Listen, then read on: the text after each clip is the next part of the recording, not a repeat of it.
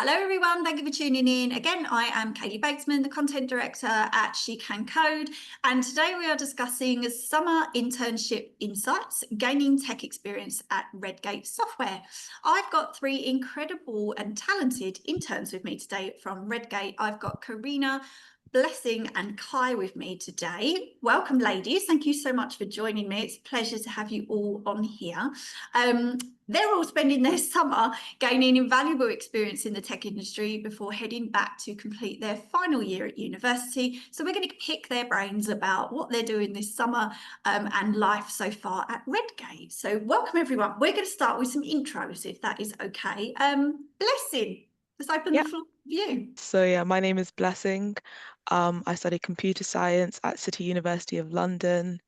I've got 2 more years left on my degree because I'm doing an MSci. I'm an intern at Redgate Software on the Root Masters team. So that's underneath the Monitor product. So we're focused more on the architecture and also Postgres. So working with that database type under Monitor. A bit about me, I would say how I got into tech. I've kind of always known I wanted to go into tech, really. Um, Mostly because, and it's quite a funny story, but there's this film called The Internship, Wow, okay. Living and the dream. The Internship, and it's I can't remember their real names, but they basically get an internship to go into Google, and they're like these middle-aged men, etc. Down the line, I was inspired by that, to go into tech. So picked it for GCSEs, A levels, and I'm in university. My initial plans as well have changed every year. I would say I'm like a planned individual. So I try to stick to, okay, this is what I want to do, this is what I'm going to do next. But I've realized as the years have gone on, it's changed a lot. Um, Initially, like there was AI, with AI and everything nowadays. That's what I wanted to go into. Then I started looking more on like software engineering and then looking at more like low level stuff. So like working with like C language and programming and back-end stuff. Um, so that's kind of where I am now. Who knows in the next year or so.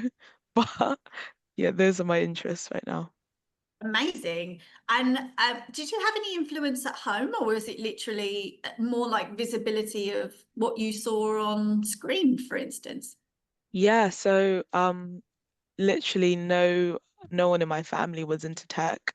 And like I said, the film very much did make an Yeah. impact on me. And then I remember picking it for GCSE's computer science and then going home with the textbook and like talking to all my siblings about it. And my brother, who did like aerospace engineering at university, I think I spoke about computer science so much that like he changed like his career and is now a data engineer. Oh, wow. So I think I've influenced my You've family, I already think. influenced him.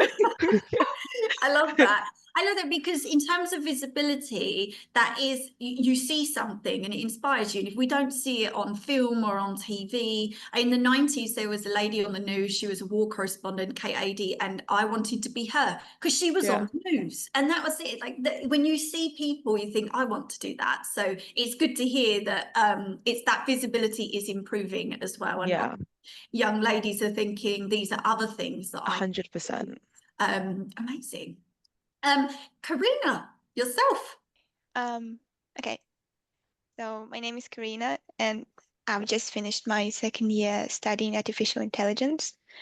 Um, I was inspired to go into tech by my family. Most of them are engineers, some working with hardware and a few with software.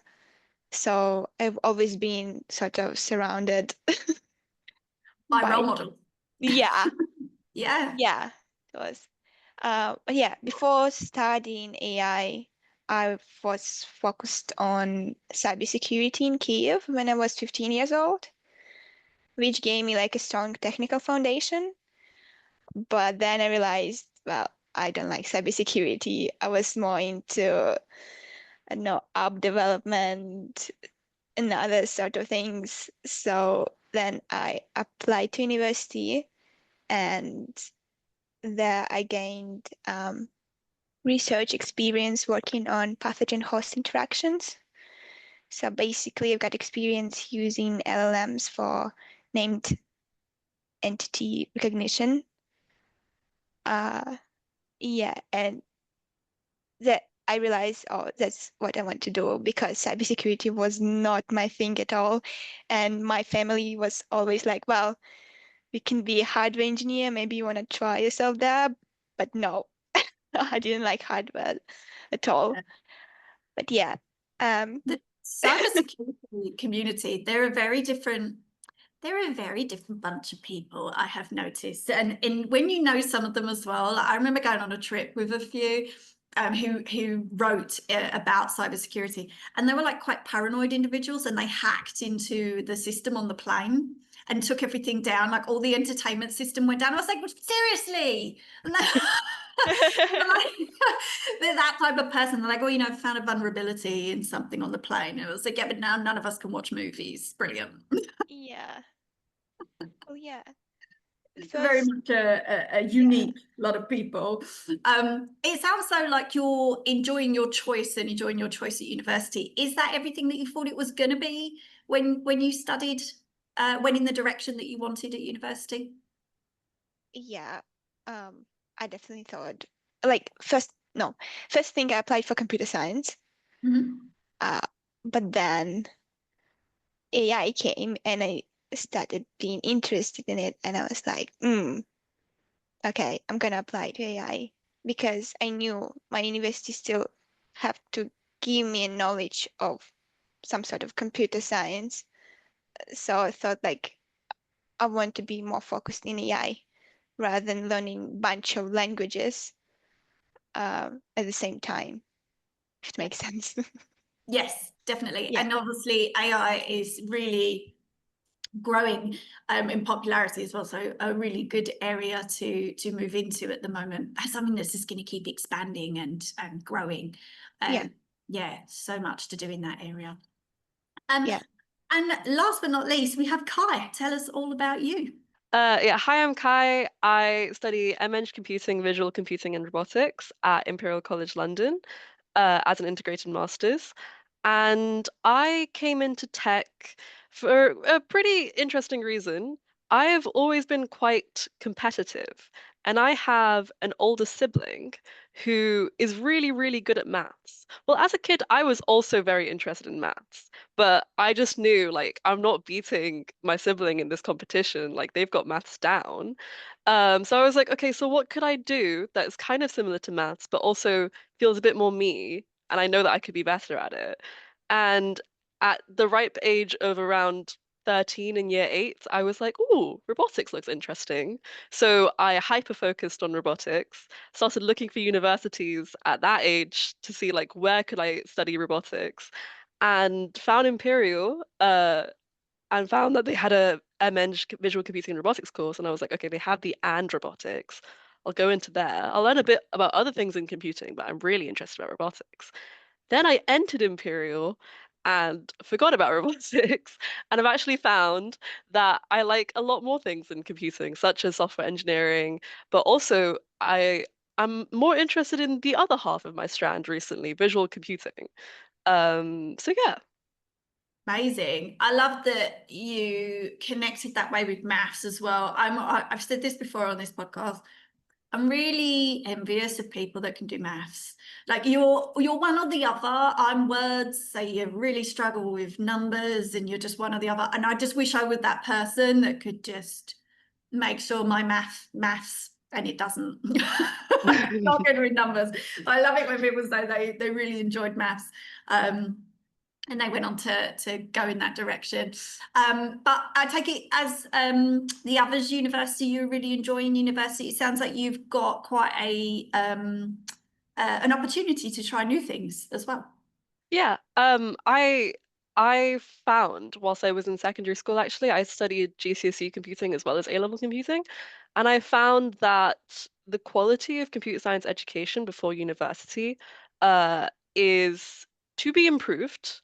A lot of it doesn't feel very up to date. A lot of it feels out of date. And generally, I felt like the lessons were more self-guided rather than like structured as you expect at school. So I kind of went into Imperial kind of blind. Like I had a few projects on the side that I did independently, and that's kind of what pushed me through with my application. Um, but I feel like I've really shone through the course at Imperial because a lot of it is learning that I would never have experienced by myself. Um, and yeah, I feel like I've really grown into tech through my course. Yes, nice. That is nice to hear that you got the learning you wanted eventually. And then obviously the tech industry changes so much as well that it sets you up for that mindset of constant learning as well. Because as you know, when you go into the workplace, it doesn't stop there, and you just keep learning. So, thank you. So we're all going to talk today a little bit about you interning at Redgate. So I want to throw a question out there to you about what drew each of you to apply for an internship at Redgate, and how has the experience matched your expectations so far? Blessed, shall we go back to you for that one? Yeah. So speaking honestly, I didn't know who Redgate Software was before I applied. I think most students in their like second, third years, penultimate years start to just apply to whatever companies they see. Yeah. So I had like over 100 applications for internships. Um, but after I'd gone through the first stage, then obviously you start to read about the companies that you're applying for, in depth. And what I did like about Redgate was the fact that it's a smaller company.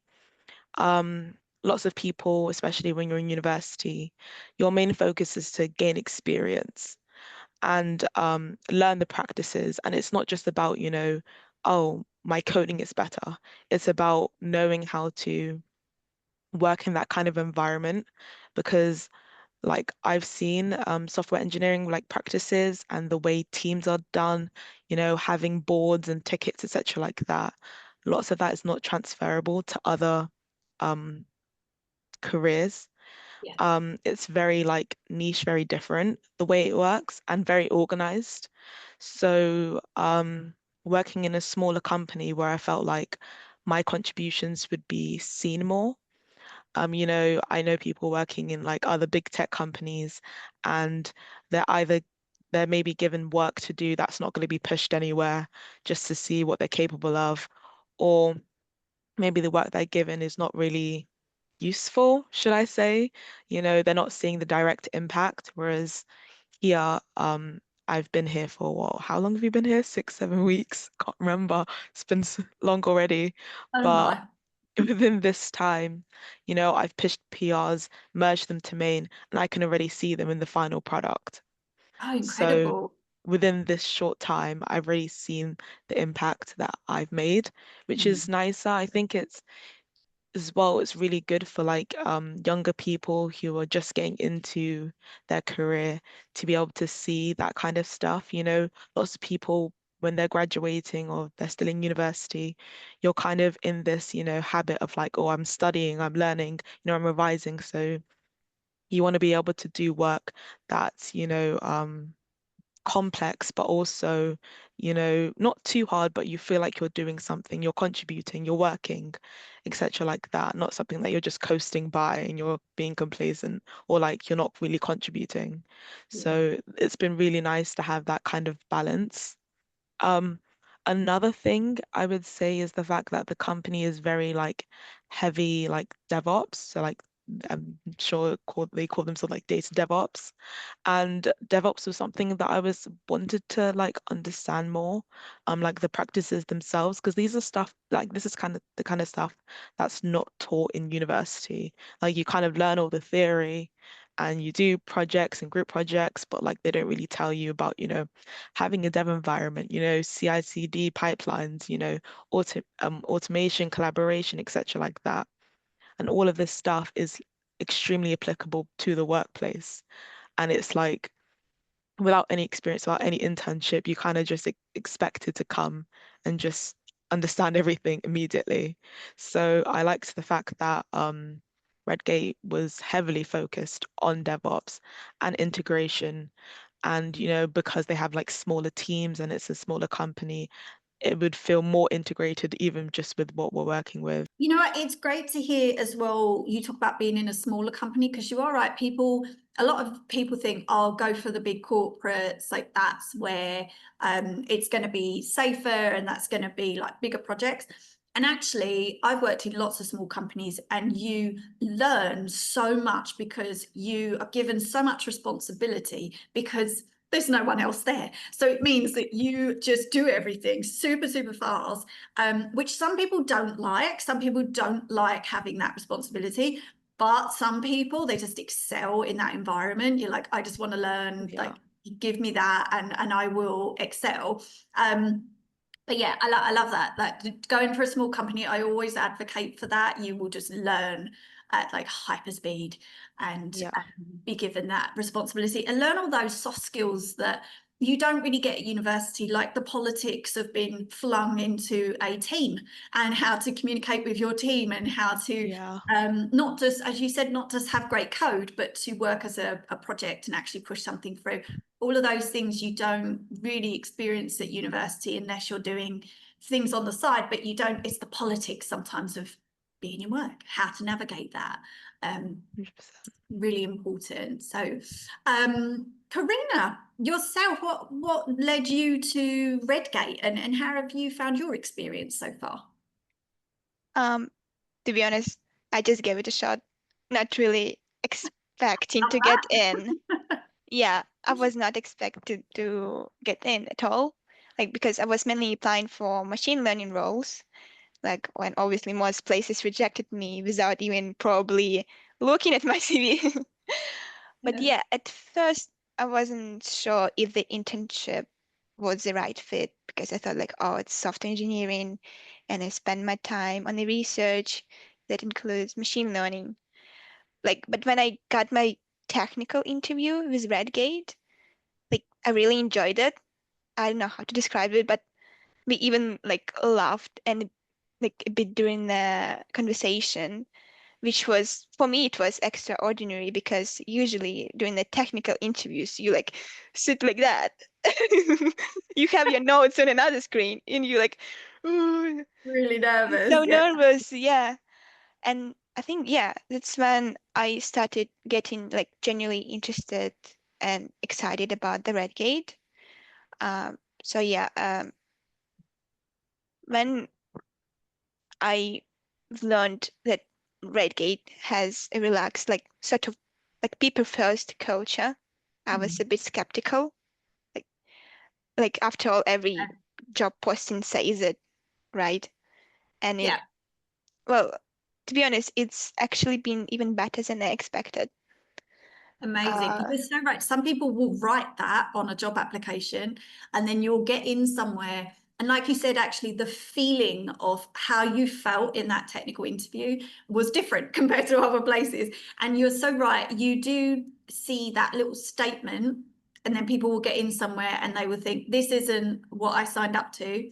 And we actually get told on here as well, it's some companies will launch like a Slack group for women in tech, and they'll go like, oh, we've got a Slack group for women in tech. And you're like, brilliant. But how does everybody feel when they come to work every day? It's very different to whether or not you drop a few messages in a Slack group every now and then. So you're right. And that feeling that you felt in that interview, it's like you grab hold of that. Like, I really enjoyed that technical interview. I didn't expect that. Yeah, like it was different from other technical interviews, I would say. Like I felt relaxed. I felt myself, I think, and I'm really glad I got in here because it sort of helped me to open up, to speak up more. And yeah, like one of the best things here is that interns are treated like software engineers. Like I'm contributing to real work than just doing those intern tasks. And Yeah. it's definitely not like in the movies where the interns just like fetching coffee or like doing, like sorting out Reading some paper. papers. Yeah, like acting like they're busy reading emails. No, no. Yeah, it's definitely better than I expected to be. Amazing. And Kai, yourself, what led you and how are you feeling about your experience so far? Yeah, first of all, I totally echo both Blessing and Karina's points. Like, one, I was really drawn to the DevOps side of it. When I saw the application, I was like, oh, wait, I haven't really got that much experience with that. We do a little bit of it in my course, but it's maybe a week's worth of work. So like in the grand scheme of things, I hadn't really touched on it. So that really drew me to it. But also, yeah, the interview process. The application, one thing that I really enjoyed was the take-home application. A lot of places give you OAs, which are online assessments, which are like timed, and it's like a lot of pressure. Whereas Redgate sent me an email giving me a zip file of please complete this within the 17th of January or something, and that was months away. And I was like, they've actually given me some time to like actually think about this and kind of optimize my work. Um, they were like, we expect you to complete it in 2 hours, but give it your best shot. And I did, and it felt a lot more relaxed. It felt like they valued the fact that I was a student and I had a course to balance alongside my applications, because application season is a very, very stressful time. And then when I went to the actual interview, it was so chill. I really thoroughly enjoyed the interview, and it made me realize like these like Redgate was so like comforting and very like um it felt like they valued me as a person. Whereas a lot of applications kind of just see you as like potential applicant, robotic almost. Not in the way that I want. But not in the Um, robotics that you love. yeah. But yeah, it felt like I was being valued as an applicant, and just that kind of environment that they gave me helped me really excel in the interview, because I just felt like, yeah, as Karyna said, I could be myself. And then that ended up being in my favor, because I think 2 hours after my final interview, I got the offer, which was quite nice. Wow. That's But quite yeah, a confidence boost as well to think, yeah, for yes. sure. I very much felt like, oh, they actually value me as like a potential person to work at their company. Um, but yeah, and then the experience so far. Obviously, Redgate, while it's a small company, is quite an established company. I think they've been around 20, 25 years, which in the tech world, uh, given how many tech companies there are, is quite old. Um, and because of that, we have a lot of legacy code, which is something that I would never have experienced as part of my uni course. A lot of the group projects that we work on, for example, are quite small. Even the ones that are built, like for example, I did this one that's well known in some other universities called Pintos, and that's quite a big code base for a university standard. But the repository that I have to work on at Redgate is nothing compared to anything I've ever seen. And that experience of navigating the repository for one thing, learning how to debug something like that, having to investigate different avenues that could have gone wrong. Um, Usually at university, when something goes wrong, it's code that you've written. But now I've had to think, okay, no, this is built on the backs of like thousands of people before me, thousands being like, it's actually a 500 people company now, but obviously people have left and joined or whatever. Um, it's knowing like maybe this wasn't the right way to go about this a year ago even, and learning how to balance that with your own work is just very interesting. It's something I've never experienced. I love that. I love that as well, because I know the talent team at Redgate well, and they are incredibly selective, by the way, of who they invite in. But also, you're so right, getting that real world experience of sometimes what you learn at university, and it's usually you're learning new things at university. It's not always the case when you actually get in and you're working on a real life project. It's not always what you're going to be working on. And like you said, that legacy code is something that is going to crop up, and you then have to tackle that challenge. And we try and bust quite a few myths on this podcast about what your day would actually be like working in tech, and we try and get that out there, that it's not always there are usually a couple of misconceptions that your day is really boring and really dry, and you never do anything fun. And also that it doesn't really align with what you do at university, that it might be, you know, all of the, you think it's going to be highly technical all the time, and that your day job is just going to be coding and really, really technical all the time. And we try and actually give an overview of what your day is actually going to be like, and the reality of what it is actually like to work at a tech company, and things like that. Legacy code, so important, things that you just wouldn't experience at university, but getting that experience inside a company, invaluable. And on that note, I want to hear about your day jobs. So what have you actually been doing? So can you walk us through a typical day in your internship? You all sound like you're already working on lots of different projects, and actually getting to help and not shredding paper. So what kind of things have you been working on? What kind of tasks? Blessing, let's go back to you. Yeah. So when we first started, you know, because you're working with such a big code base, you know, it takes the first week, I think, was mostly us just trying to learn where we were, what we were doing, what our team like was doing. You know, my team, Root Masters, work on the architecture of Monitor. What's architecture? What are we talking about? What are we doing? Um, and as well, I know I liked it, but what Redgate does is that has it swaps every 2 weeks which team is on support. So support is basically just talking with other customers, not directly, but when they have issue with something or something's not working, etc., like that, then it gets sent to support, whatever team on support, whatever team is on support, pick up the tickets and, you know, fix the bug basically. I found it really good to have that my first 2 weeks. So we were on support as soon as I joined. My team went on support. And I felt like it was really good for me because when you're working on support and you basically have these tickets that are like, this is the issue, something's not working. And then you kind of just have to do finding where the issue is, which I think is the biggest part of the work.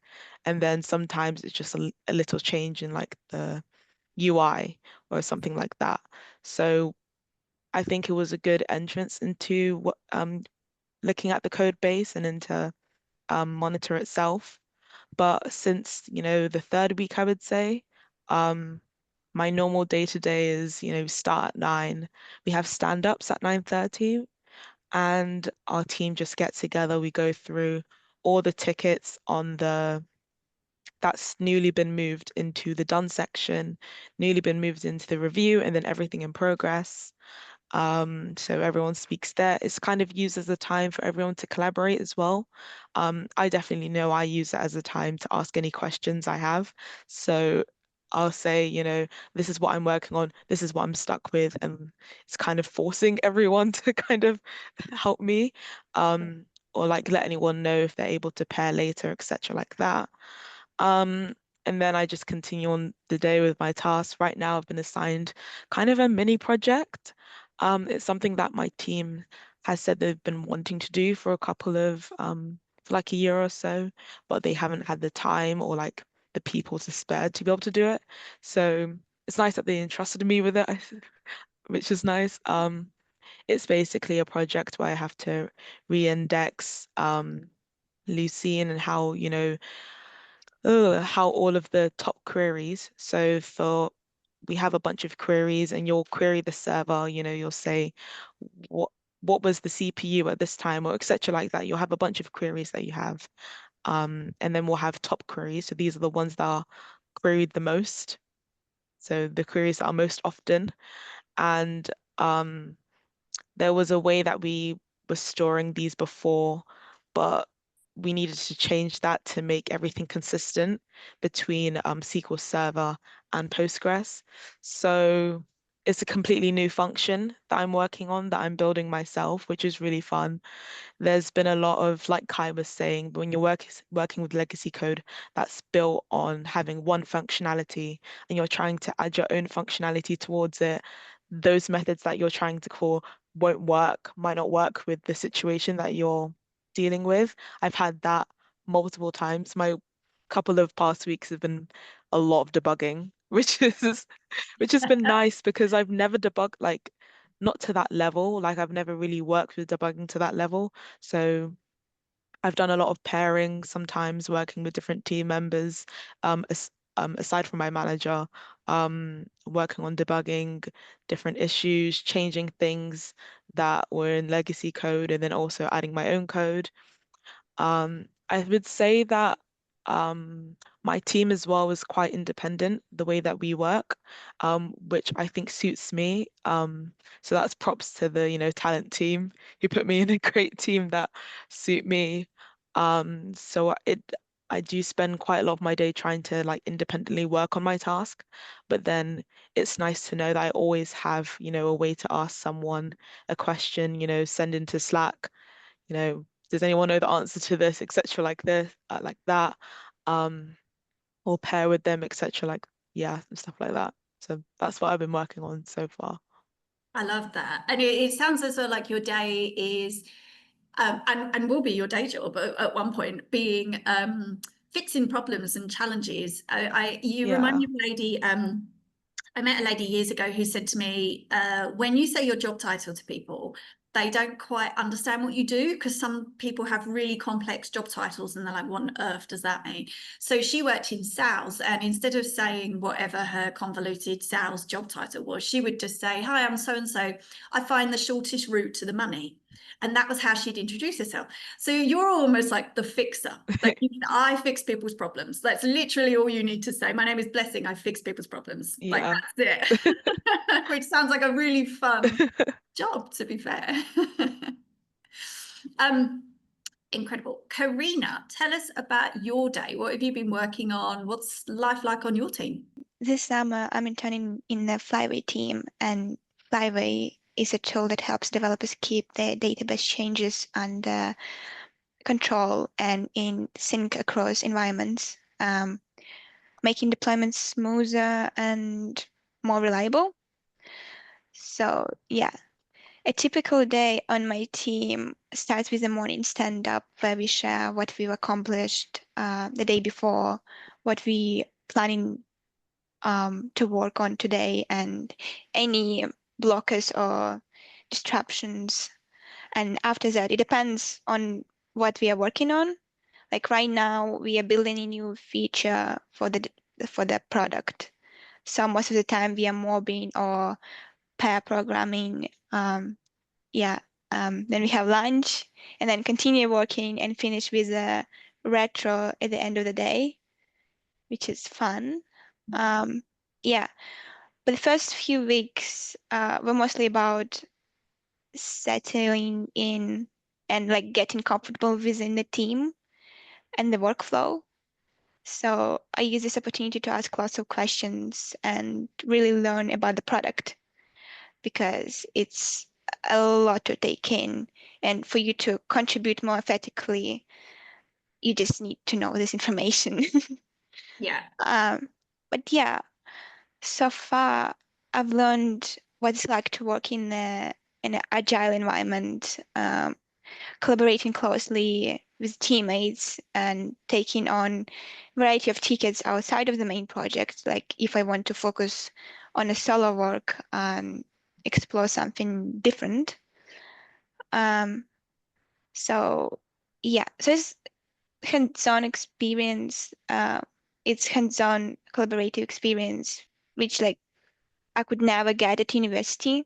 It sounds though like you, there's lots of people for you to reach out to at Redgate as well if you do have questions. It does, I think we talk about imposter syndrome a lot on this podcast as well, where you get in an environment, you think somebody's going to find me out, somebody's going to know. But it sounds like you're in an environment where it's okay to ask questions and everybody's in this together, and you don't feel like that, hopefully, in meetings. Redgate helped me with the confidence in that sense that at university you cannot be wrong. Like you would have some sort of like a consequence, or like you would get a bad grade. But here, like when you have an idea of a solution and you say it, you sort of like you're not worry about criticism. Being in an environment where you're allowed to test and try new things can only boost your confidence and boost whether or not you actually want to put your hand up for things in the future is another thing. And I worked at an American company once who really didn't mind what I did as long as I didn't cost them any money. And they said, just don't cost us any money, but try something. If you want to do something, then give it a try. And it made such a difference to my experience in work and such a boost to my confidence as a young person to think I'm in an environment where I can try things. And if they fail, it's absolutely fine. Like, we'll just learn from it and move on. But sometimes being in an environment where you're not encouraged to try in case something goes wrong, that's when you tend to shut down as an individual and you think, we don't really want to be here, and you probably will end up moving on to another company at some point. So that's great to hear that they have fostered that environment where at least you feel like you can try, and you don't always have to be right. That's absolutely fine too. Yeah, really enjoy my PDP meetings with my manager, which are great for focusing on areas I want to improve and like getting feedback along the way. It's really a good way to keep track of my progress during the internship. I love that. Yeah. And Kai, is your day job similar to that? Allowed to test and fail and pick yourself up? And what is your job like on your team? Yeah, so I like blessing work on the Redgate Monitor product. I specifically focus on Oracle at the moment. And luckily for me, as soon as I joined, we started a new user story. So from the ground up, I've been helping push this feature through, and that, like, to start an internship on doing something completely new with your team, rather than catching up to what they've been doing, I felt was invaluable. Like, it was a really, really good experience. Um, every morning we have the daily stand-up. Mine's at 9:15. I'm very jealous, blessing. I wish mine was at 9:30. Um, and then 15 minutes. It does yeah, make a difference in a company, yeah. yeah. And after our stand-up, we usually type in our Slack channel, like, does anyone want to pair on a specific task? Or I'll just pick up a ticket from the to-dos. And yeah, I'll just work on that for the rest of the day, look at some PRs that need to be reviewed, if anyone's finished anything. If I'm ever stuck, what's amazing about the Redgate intern program is that you have your own manager. So I have been often texting my manager, like, is there anything I should do here? Or like, do you think this is right? But that connection is really, really good. And yeah, sometimes on Wednesdays, and I'm pretty sure every team has this, or maybe not Wednesdays, but at the end of one of the days of the week, we'll have social time. So we'll get on call and we'll play a game. We'll play code names. There are some really weird online games out there, and yeah, we compete and have a good time. One thing I like about Redgate, they make the time to make sure that you're having fun. Yes, my gosh, especially if you work hybridly as well, connecting with people outside of your day job.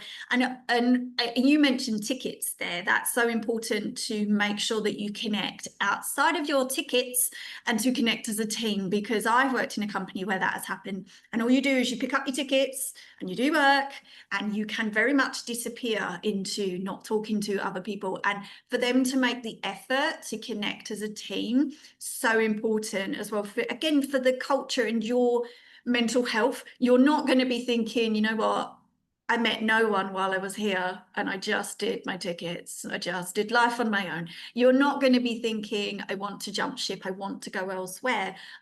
So important for retaining people and just making sure that they're having I nearly went to say the best time. Work isn't always the best time, but, you know, having at least a varied day and one where you actually get to talk to people and connect with your team. Because when you do have problems, you really need to know your team very well and how you're going to get over that challenge, for instance, and move forward as a team.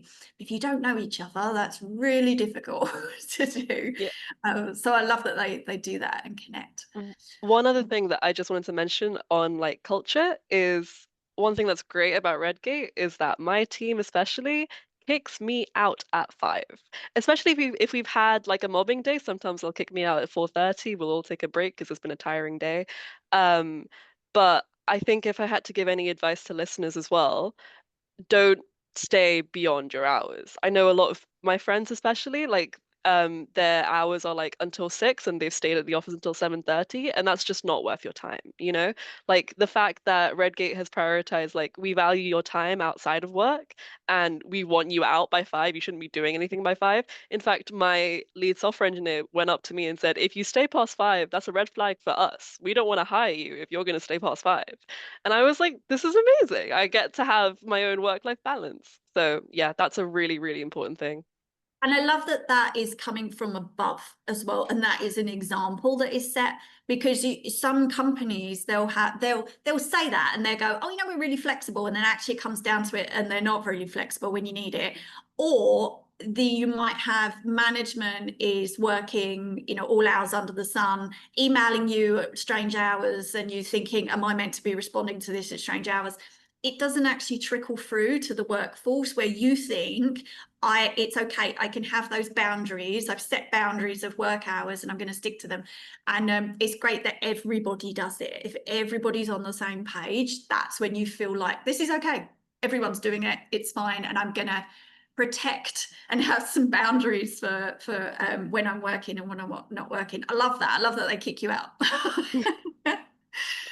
What about things that you've learned during your time at Redgate? So what's one thing you've learned during that time, and that you don't think that you would have learned at university? You've all covered a few things about difference between university and work, but what's one thing you think stands out, having been at Redgate via I'm losing my words, being at Redgate instead of being at university? Blessing, should we go back to Yeah, so if we're talking like technically, I think that like software engineering like practices, so having stand-up, retrospectives, sprint planning, like the importance of that kind of stuff um within like leading a team, or like, you know, working within a team. I've worked within like in the university societies and like different teams on like making building stuff, etc. like that. Um, and obviously have had issues to the point where, you know, planning kind of goes wrong, etc. like that. You know, people don't know where everyone is at, you know, who's doing what, etc. And I didn't really fully comprehend like the like strong importance of this kind of stuff until I came to Redgate, and have even started talking to people in like societies here in my university that like we need to replicate all of this stuff and just copy and paste it there. And then I would say for like a personal kind of something that I've learned, you mentioned like imposter syndrome previously, and I had a lot of it going into Redgate. Thinking university, you know, you're always going to meet someone who knows something more than you on a specific topic. So when I came to Redgate, and then we had like my first one-to-one with my manager, and they was asked, you know, what do you think you could improve on? I said, don't do enough tickets, don't ask enough questions, I don't do enough of this. And they were like, where has this come from? the Because little voice that was yeah, saying, no one has 100%. said that. And then I saw like all of the feedback from like everyone on my team. And they said, you do, you know, ask tickets, you know, you do all of this. There was a huge disconnect because I felt like I didn't do enough of any of this stuff.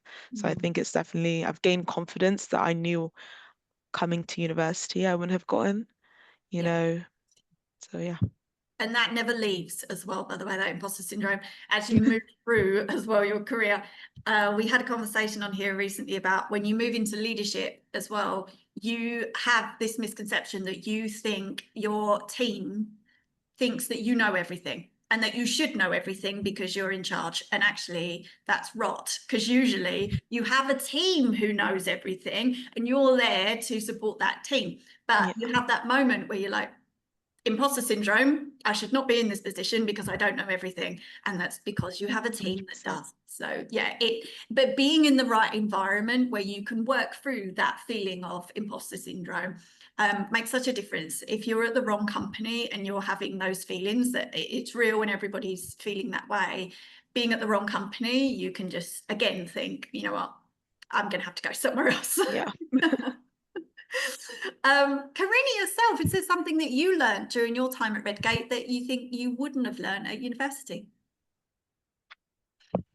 Yeah, definitely. One of the biggest things I've learned during the internship is definitely how real teamwork works in software engineering.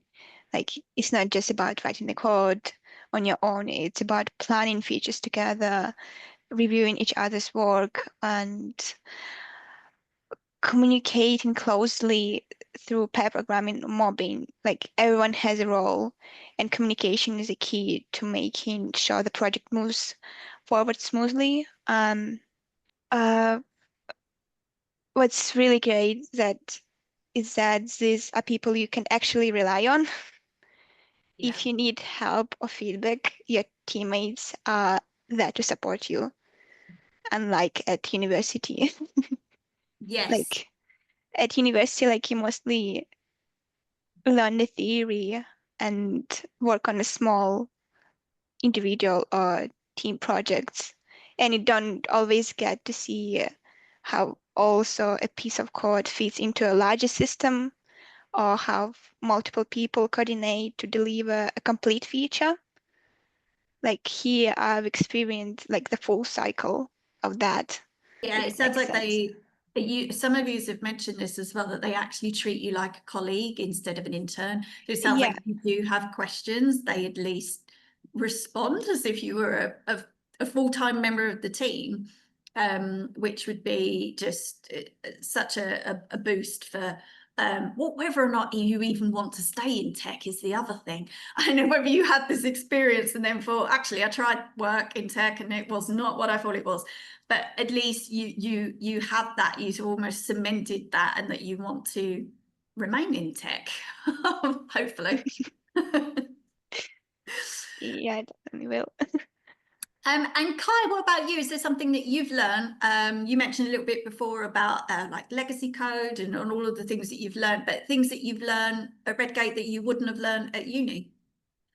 Yeah, so actually, I have a kind of specific example of alongside my degree, I am the head of web development and design at my own little sustainability focused startup. I'm not the founder, but I got recruited in. And it is a struggle for sure to balance alongside uni. But one thing that I found whilst working there was I'm the lead. I know everything about the project and what needs to be done, but I am the only person that knows everything. And so if I'm away, the whole project would get blocked. And this ended up being a really recurring problem because I am away a lot because of the demands of my course. And so when I came to Redgate, I really had a mentality of like, I want to see what leads do here. How do they tackle that problem? And the reality is that the team just have a really good understanding of what needs to be done. And they have like a dedicated designer that will communicate with them about what needs to be done. And everyone has that understanding. It's not placed on specifically one person. We've had days where the lead software engineer isn't in, and if there's like a very specific like bug that we need to fix, and maybe that gets blocked for like a day, but it's never been a real issue to the point that I felt managing it on my own. So I've really taken a lot of leadership skills away from this. While I haven't specifically led that much myself, I've led like stand-ups or retros, but yeah, I've really learned how to organize a team based on my time at Redgate. I love that. You're right. So, because some leaders as well, when and it's one of those rookie mistakes, you hold on to everything as well because you think, but it's my baby. I know what to do, and you hold on to it because you do know it best. Of course, you know it best. But when you go into a workplace and you're like, yeah, but it's so much easier when everybody else also knows, and then they add their expertise as well. And some teams just really complement each other. Some people are really good at things, and then some people fill in those gaps as well as to the skills that they don't have. And having a team that just really complements each other, and some other people that fill in all the gaps that you don't know, that's when magic happens. So yeah, I love that leadership skills as well from an internship. That's incredible. And what about how this experience has shaped or changed your perspective on the tech industry or future career plans? I hope you will say, yes, I'm going into a career in tech after this experience. Blessing, what about you? Has this changed your perspective at all? Definitely still heading down that route? Yeah, definitely still heading down the tech route, but it has changed my perspective. You know, especially going into tech.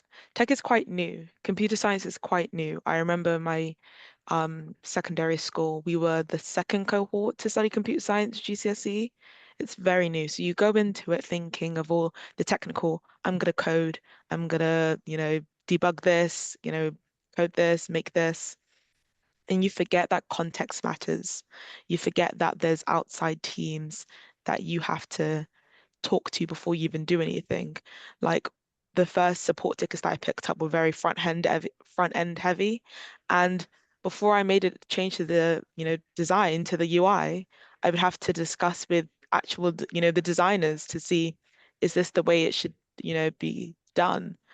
Um, Having other teams that you need to discuss with, you know, we have IT operations here, you know, the designs team, context, you know, this, you have a customer who tells you, you know, this is what we're having, this is an issue that we're having, you know, and then you go and do this and fix this, or you think that you fixed it, but you haven't really consulted them fully on exactly, you know, looking at their logs, you know, what has happened since then, etc., like that.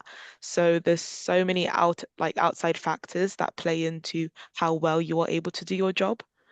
Um, and I think it's, yeah, that's a shift in perspective that I've had, because I thought at first going into it that I could just completely just abstract away from that and just focus on the coding, but I didn't realize like how important all of that other stuff is, and also how good it is to feel included, because you're not just working on something that you have no idea what it's being used for. You know, you have to keep at the forefront of your mind the customers and what you're making and why you're making it and what it's going to do and what are the possible errors that can come from it. I love that, because we have that conversation in our community often as well about the people who say, I make an impact on people's day to day, and I have to remember that the customer and how this is going to affect them, and that I do actually make an impact in people's lives. And it is that misconception in tech that you are going to go into tech, you're going to work on your own in a basement in a hoodie, and you're not going to talk to anybody all day, and that is usually not what your day job is like. So it's great that, yes, you have to think about all those other teams, and you have to have all those soft skills to connect with those other teams to do your part. I love that. Karyna, still going into tech, I hope. All good with you? And how has this experience shaped or changed your perspective of the tech industry? Well, yeah, definitely going into tech. But I realized that I don't want to go straight into a master's degree. Like, I've been studying the technical side of things for about 5 years already. Yeah. Like, but after starting this internship, like, I realized that I'm learning even more on the job than probably would from studying alone. Okay. So yeah, right now I would much rather jump into the industry, but obviously having a solid foundation is important, but in the real world, just knowing the theory is not enough. Like, you really need that hands-on experience to understand how the things work in practice and how to solve real problems. Oh, we've had a couple of girls here actually do the same thing. They come work with us for like a year, and then they've thought, you know what, I'm going back to school after they've had a year experience in the workplace, and then decide what to do from there. But having that 1 year in work at least to gain that experience, and then what you would gain from that experience when you do go on to study again would really enrich that when you do decide to go back. But super interesting. Yeah, it's sort of like, I'm confident now is what I want to do. Yeah. Like, before the internship, I was like, you have bunch of papers to write, lots of exams to do, and in the end you think like, was it worth it? Like, for some reason I didn't really enjoy university that much. Like, it stressed me out a lot. Like, I didn't think like exams or coursework really like reflect my knowledge. Yeah. And it sort of made me think like, it does it like, is it worth in the end? Yeah. And I think this summer was quite refreshing to me and Yeah. gave me motivation to finish this university the final year, write this dissertation and go into industry. Yes. Yeah, and give you that confidence boost that this is where you want to be and you can do that, and falling into the right internship to give you that confidence boost and really support you for your last year of uni Yeah. as well. I love that. And Kai, how has this experience shaped your perspective of tech? Staying in tech? Yes. I'm definitely staying in tech. Yeah, yeah, Good. yeah. I think if anything, this experience has taught me that I have a new priority in searching for jobs and where I'm going to go in my career, and it's quality of life. Like culture comes into that, the fact that like I need a place that gives me a work-life balance. I need fun coworkers. I need something that will make sure that I've learned that I don't necessarily feel fulfilled by like the topic area I want to go most into. Like, I love computer vision and it's still very much a path that I want to pursue, but I feel fulfilled working here as well. So I found that actually one of my priorities needs to be quality of life rather than do something that seems the coolest, you know? Yeah. Yes, absolutely. And I actually read a few surveys on that recently about graduates are looking for things like diversity and culture and above salary, because exactly for that. And normally you would go out and you think, well, who's paying the highest salary? And then you'd get in and you think, actually, my day job is dreadful and I'm not going to stay here very long. But those that really create that culture, and it's not something that's done overnight either. And we find this a lot with our corporate ambassadors. They work all year round to build that culture where people come in, they feel that they are fulfilled and they want to stay and they want to move up through the ranks and stay with that company. And there are some brilliant companies out there that are doing it. And then it does make us laugh when the ones that do come to us and say, you know what, we can't increase our pipeline, or we don't know why this is happening. And you ask them what they're doing, and it's usually not much, or they think they can post one job on a diversity focused job board and they're going to attract the right people and problem solved. And that is not usually the case. It is actually built day in, day out at that company, and that company is trying incredibly hard to create that culture. So I love that you that has really become important to you because you've noticed that they get it right at Redgate. I love that.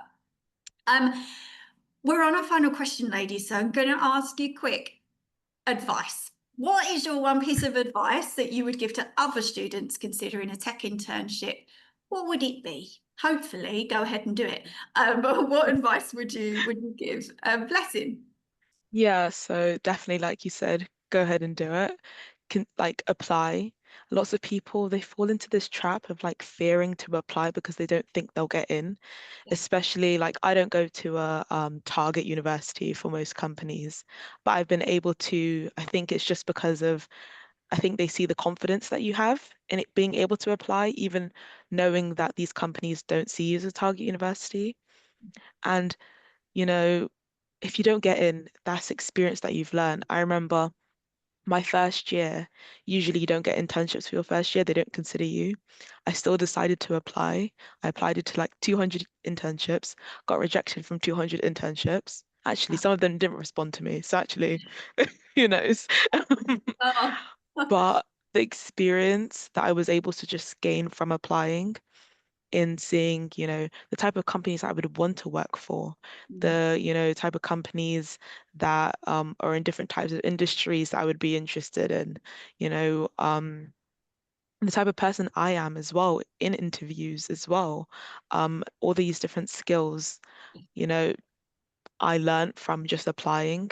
So I think if you have the ability to, I do think applying to internships, you know, getting your CV done, you know, redoing your CV every single time, you know, adding new things to it, personal projects, joining stuff in university, will help you and get to the point where you'll get an internship and you'll be able to gain so much experience, not just technically, but soft skills.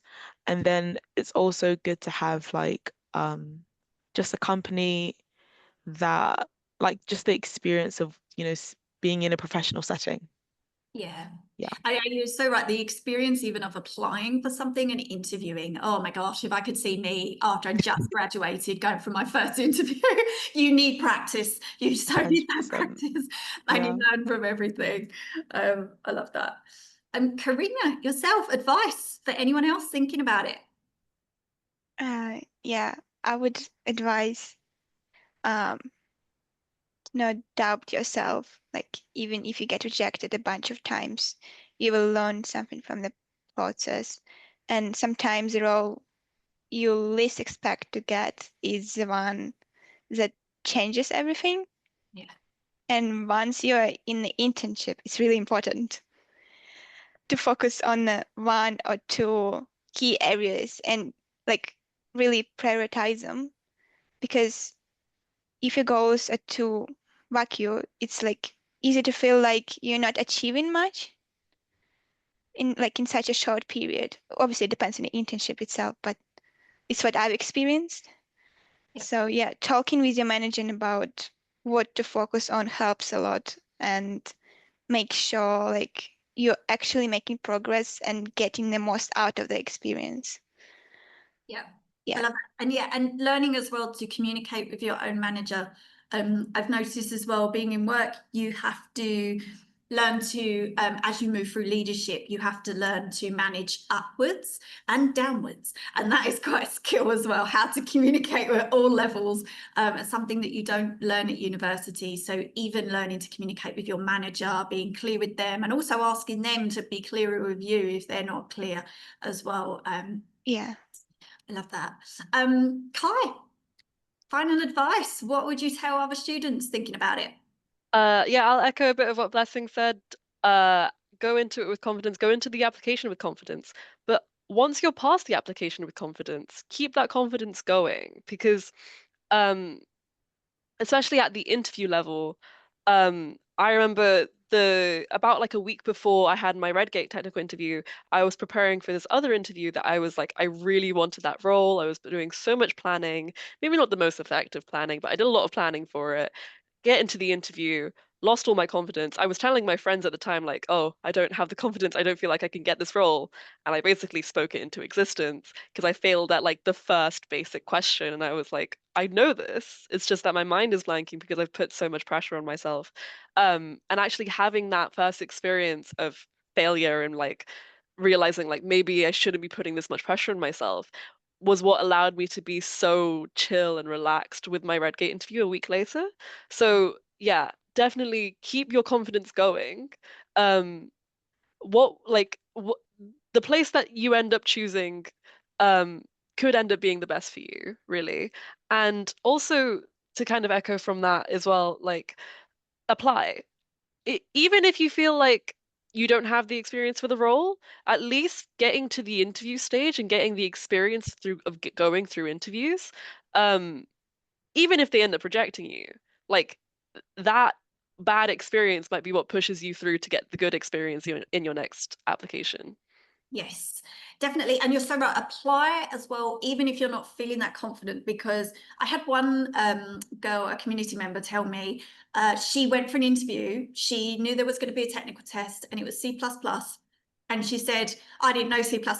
So I spent a fortnight learning. And when I went for the test, she said, I did okay, but not fantastic. But they still called me up to say, we were so impressed that you learned that in a fortnight. We could throw anything at you and you would learn it. And they still hired her because she ticked all the other boxes.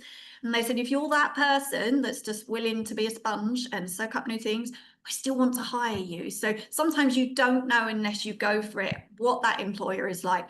if there's someone that just can see good talent and they're just going to grab hold of you and nurture you, then fantastic, apply. And they're the companies that you want to work for, the ones that grab hold of good talent and nurture it through to hopefully through to leadership as well.